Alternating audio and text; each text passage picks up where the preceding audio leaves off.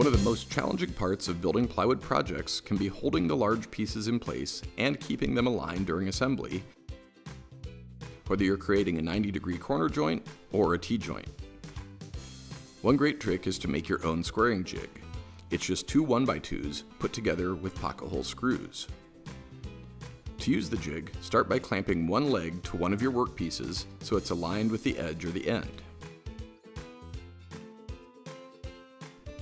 Then bring the other piece into position and add a second clamp.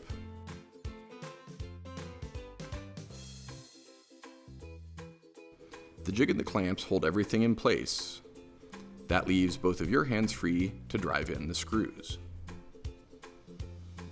You can also get a specialty clamp like this 90-degree corner clamp.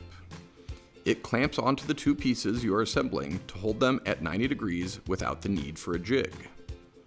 Once again, you have both hands free to work, so you can drive in the screws and create a solid assembly.